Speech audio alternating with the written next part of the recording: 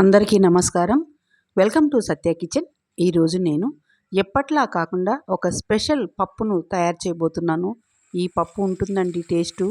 రోటీలోకి, non, chapati, అన్నంలోకి super అంటే సూపర్గా ఉంటుంది. మరి ఈ రెసిపీని ఎలా తయారు చేసుకోవాలో ఇప్పుడు చూద్దాం. ఇందుకోసం ఒక కుక్కర్ తీసుకొని 1 గ్లాసు కందిపప్పు వేసుకోవాలి. తర్వాత వాటర్ వేసి శుభ్రంగా 2 సార్లు కడుక్కోవాలి. కడుక్కున్న తర్వాత వాటర్ వంపేసి ఇప్పుడు మనము ఎసరు వేసుకోవాలి. 1 గ్లాసు కందిపప్పుకు 2 గ్లాసుల వాటరు ఎసురుగా సరిపోతుంది. తర్వాత కొద్దిగా పసుపు, కొద్దిగా నూనె వేసి కుక్కర్ మూత పెట్టి ఒక 3 విజిల్స్ రానివ్వాలి. ఫ్రెండ్స్, మొదటిసారి నా ఛానల్ చూస్తున్నట్లయితే ప్లీజ్ సబ్స్క్రైబ్ చేసుకోండి. 3 విజిల్స్ వచ్చాయి, చూద్దాము. చూడండి, పప్పు బాగా ఉడికిపోయింది. ఇప్పుడు మనము పప్పు గుత్తితో కానీ స్మాషర్తో కానీ ఇలా ఎనుపుకోవాలి. పప్పు బాగా ఉడకాలండి, అప్పుడే టేస్ట్ బాగుంటుంది ఈ పప్పుకి. తర్వాత దాన్ని సైడ్కి పెట్టుకొని ఇప్పుడు ప్యాన్ తీసుకొని ప్యాన్లో ఆయిల్ వేసుకోవాలి. ఆయిల్ హీట్ అయిన తర్వాత జీలకర్ర, ఆవాలు, ఎల్లిపాయలు, ఎండుమిరపకాయలు, అలాగే కరివేపాకు కూడా వేసి వేయించుకోవాలి. ఇంగువ కూడా వేసుకోండి, నేను ఇక్కడ ఇంగువ వేయలేదు. తర్వాత తాలింపు వేగిన తర్వాత కొద్దిగా అల్లం వెల్లుల్లి పేస్ట్ వేసి పచ్చివాసన పోయేంత వరకు వేయించుకోవాలి. ఆనియన్ని ఇలా నిలువుగా కట్ చేసి వేసుకోవాలి. ఆనియన్ ముక్కలు మెత్తబడేంత వరకు ఇలా కలుపుకుంటూ వేయించుకొని పచ్చిమిర్చి ముక్కలు అలాగే టమాటాలు వేసుకోవాలి.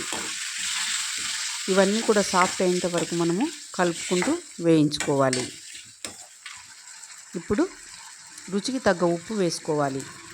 తర్వాత పసుపు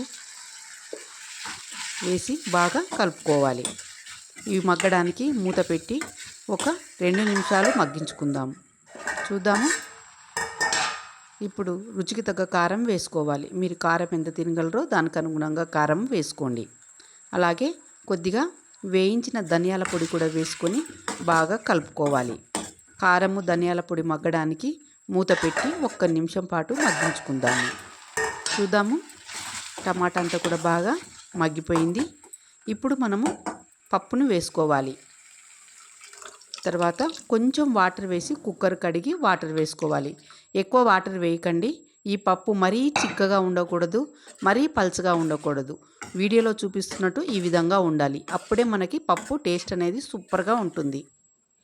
కొంచెం ఉప్పు తక్కువైందండి, ఉప్పు వేసుకుంటున్నాను. తర్వాత మూత పెట్టి ఉడుకు పట్టేంత వరకు మగ్గించుకోవాలి. చూడండి, ఉడుకు వస్తుంది. ఒక్కసారి అంతా కూడా కలుపుకుందాము. ఇప్పుడు కొత్తిమీర వేసుకొని బాగా కలుపుకోవాలి. మంచి టేస్ట్ వస్తుందండి. అంతేకాదు ఈ వాసన వీధి అంతా కూడా వస్తుంది, ఈ పప్పు వాసన. చివరగా కొద్దిగా నెయ్యి వేసి ఈ విధంగా కలుపుకోవాలి. అంతే, ఎమ్మి పప్పు రెడీ. మీకు ఈ రెసిపీ నచ్చినట్లయితే లైక్ చేయండి, షేర్ చేయండి, కామెంట్ చేయండి. ఫ్రెండ్స్కి, రిలేటివ్స్కి కూడా షేర్ చేయండి. Please subscribe.